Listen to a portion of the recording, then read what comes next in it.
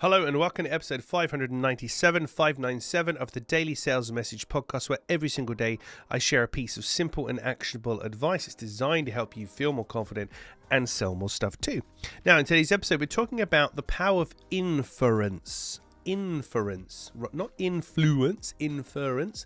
And inference is when we take a meaning from something. It has an implied meaning. We infer something, we mean something, but without saying it directly. And I'll give you a really solid example of this in progress so you can see how this could work for your own business.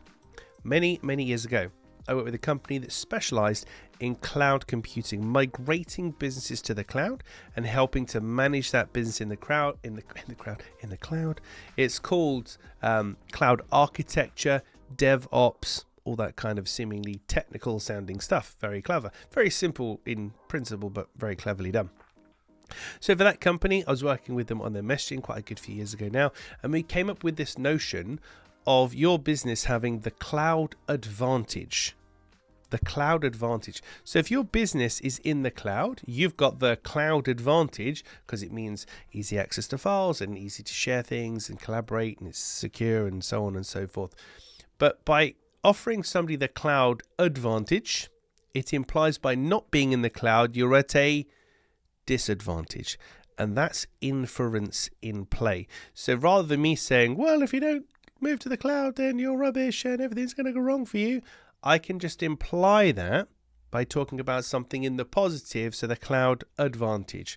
And really that's how this is best used. So we talk about something in a positive light, a positive scenario, and it implies the absence of that positive thing is a negative. And you could just straight up steal my example, remove the word cloud and swap it for something else. So in my business, Clear Sales Message, get the message. Have you got the messaging advantage? Because if you don't, what does that mean? It kind of implies and infers that you're going to lose business and people aren't going to understand your offering. So think about the power of inference. What do you actually mean with the words that you're saying?